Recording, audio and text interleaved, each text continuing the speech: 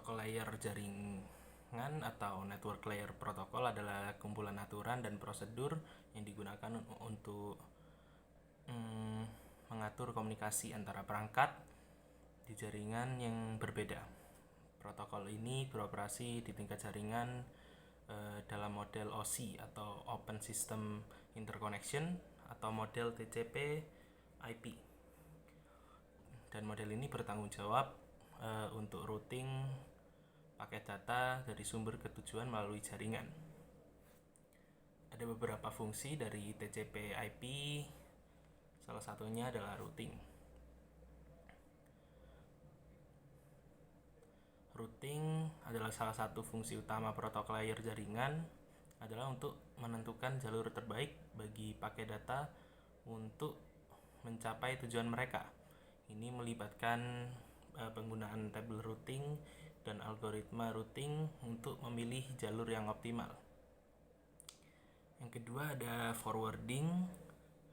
Jadi setelah jalur yang tepat ditentukan, protokol layer jaringan akan meneruskan paket data melalui jaringan sesuai dengan jalur tersebut. Lalu ketiga ada fragmentasi atau reassembly. Protokol layer jaringan juga dapat memecahkan paket data menjadi fragmen yang lebih kecil saat mereka melewati jaringan dengan maksimum transmission unit yang berbeda, dan kemudian mengumpulkan kembali fragmen tersebut di tujuan. Yang keempat ada addressing. Protokol layer jaringan menetapkan alamat unik terhadap setiap perangkat di jaringan, seperti alamat IP. Dalam model TCP/IP, alamat ini digunakan untuk mengidentifikasi perangkat dan mengarahkan paket data ke tujuan yang tepat. Lalu ada beberapa protokol pendukung. Salah satunya adalah Internet Protocol. Internet Protocol ini yang paling umum digunakan di TCP/IP dan bertanggung jawab untuk pengalamatan dan routing paket data di internet.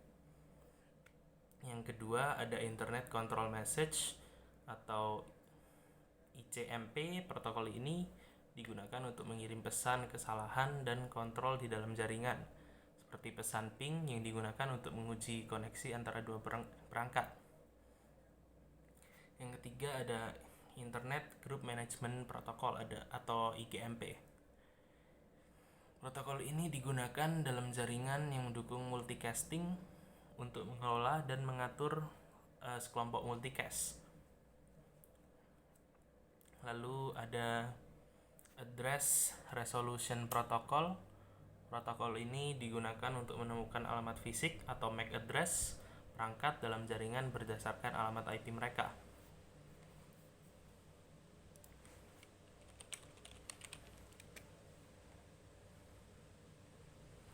Lalu ada beberapa yang relevan dengan network layer protokol. Itu protokol layer jaringan sangat penting dalam infrastruktur internet dan jaringan komputer modern.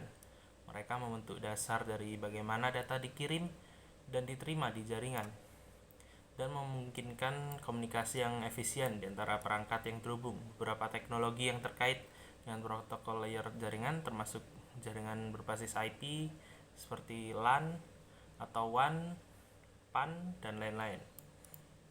Selain itu, kemajuan dalam teknologi seperti jaringan definisi perangkat lunak, SDN, dan jaringan berbasis cloud semakin menekankan pentingnya protokol layer jaringan dalam memfasilitasi komunikasi yang handal dan efisien di seluruh jaringan. Lalu ada juga IPv6 di dalam network layer protokol itu. IPv6 ini adalah Internet Protocol version 6, adalah versi terbaru dari protokol internet yang dirancang untuk mengatasi keterbatasan IP4 seperti jumlah alamat IP yang terbatas. IPv6 ini menggunakan alamatan 128 bit, sedangkan yang IPv4 itu 64.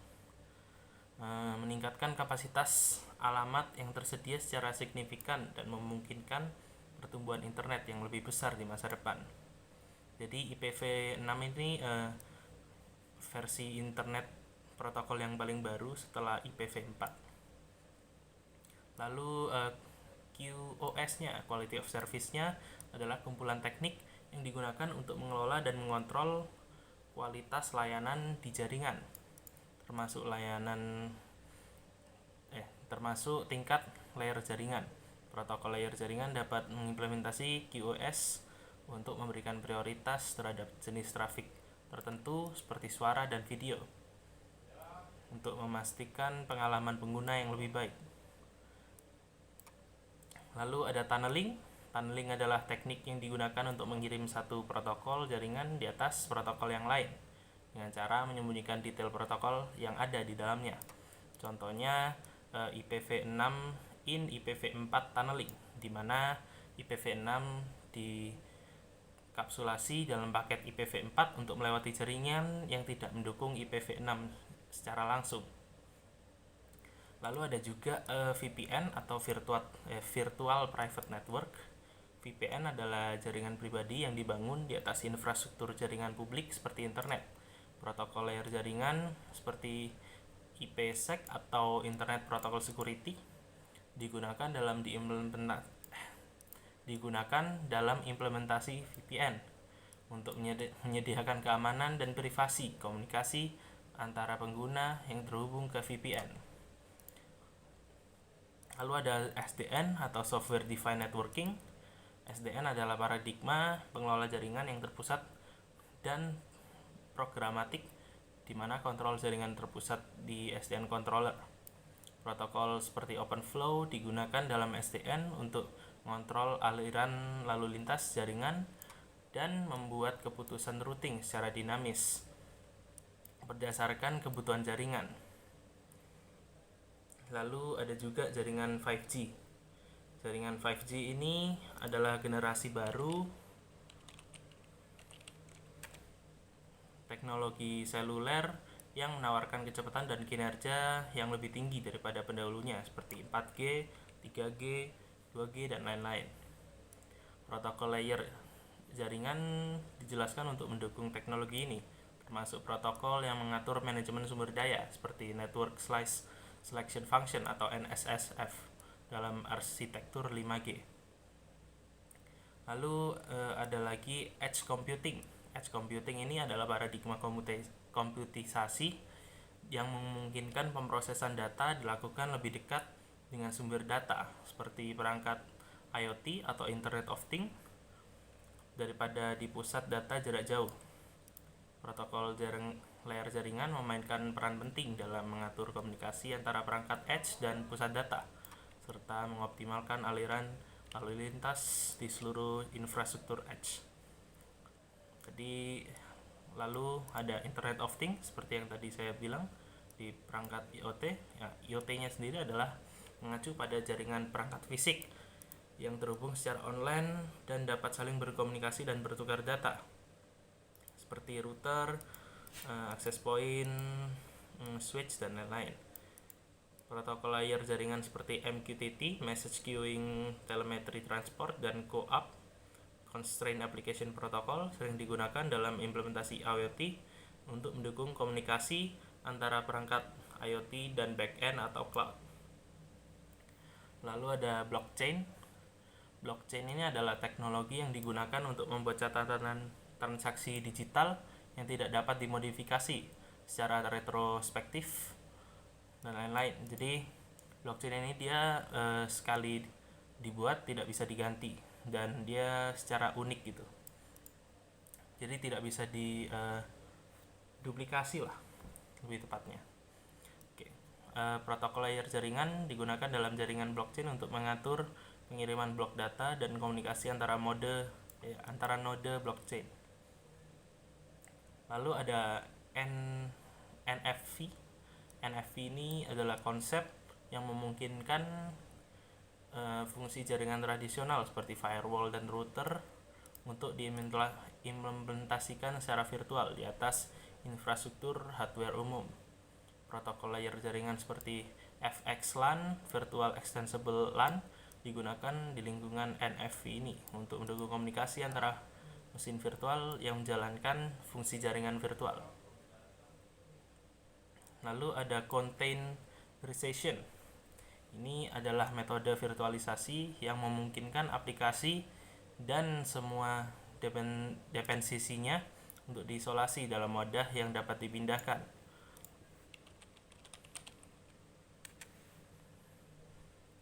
Seperti overlay network, seperti FXLAN dan Flanel digunakan untuk di lingkungan containerized untuk menghubungkan kontainer yang berjalan di mesin yang berbeda. Lalu ada lagi IPv4 exhaustion dan adoption IPv6. Dengan semakin meningkatnya jumlah perangkat yang terhubung ke internet, alamat IPv4 yang tersedia semakin berkurang dong. Ini mendorong adopsi IPv6 yang lebih luas untuk memenuhi kebutuhan alamat IP yang terus berkembang. Para penyedia layanan atau ISP, perusahaan, dan organisasi besar biasanya beralih ke IPv6 sih untuk mengatasi masalah kehabisan IP di IPv4. Lalu ada multi protocol label switching atau MPLS. MPLS ini adalah teknologi jaringan yang digunakan untuk meningkatkan efisiensi pengiriman paket data dengan mempercepat proses routing. Ini digunakan secara luas di jaringan WAN, Wide Area Network, dan juga ada di data center untuk mendukung layanan berbasis label traffic engineering. Lalu ada network slicing. Network slicing ini memungkinkan penyedia layanan untuk membagi infrastruktur jaringan fisik menjadi beberapa iris virtual yang terpisah, yang masing-masing dapat disesuaikan untuk memenuhi kebutuhan dan layanan yang berbeda.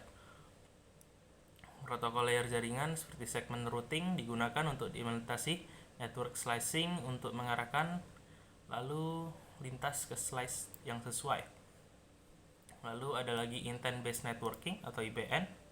IBN adalah pendekatan untuk pengelolaan jaringan yang menggunakan kecerdasan buatan atau AI dan analisa prediktif untuk memahami dan menerap niat bisnis atau kebutuhan operasional dalam pengaturan jaringan.